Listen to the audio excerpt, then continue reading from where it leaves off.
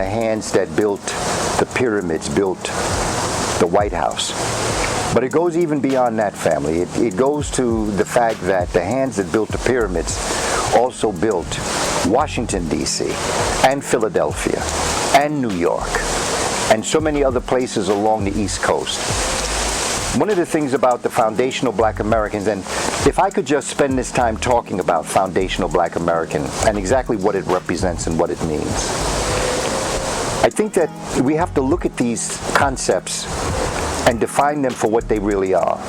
Foundational Black American, in no way, no shape, no form, is anti-African or anti-Caribbean.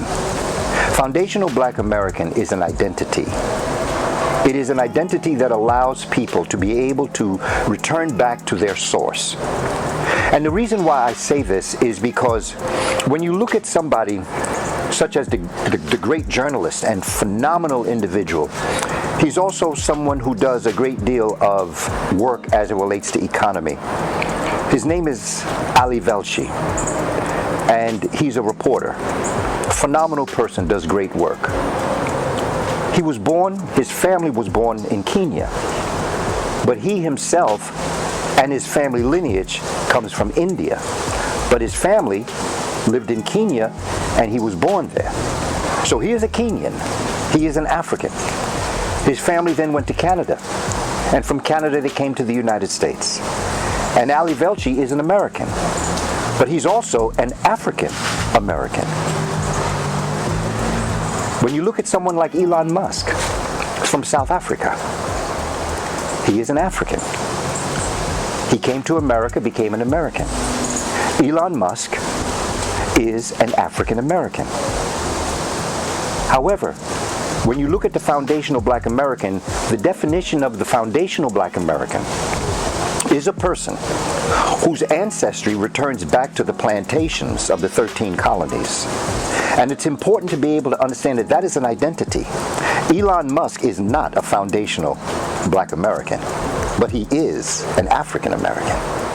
Ali Velshi is an African American, but he is not a foundational Black American.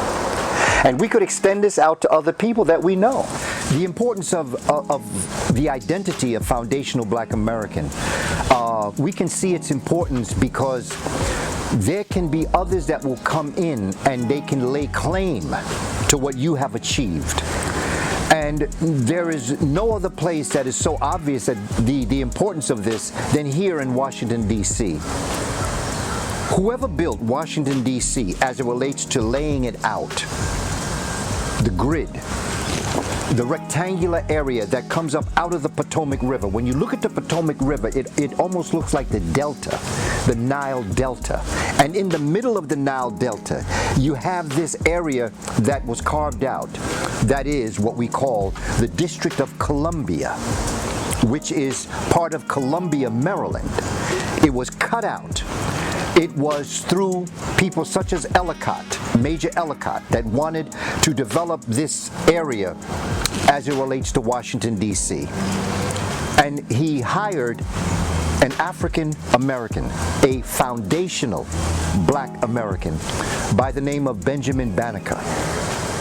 Benjamin Banneker, his lineage comes from Mali. His ancestors, his grandfather, was captured, stolen from Africa, and brought here, Banneker. And a woman of European descent bought him as an enslaved individual and married him. And out of that, they had a daughter. That daughter gave birth to Benjamin Banneker, but his name became Banneker.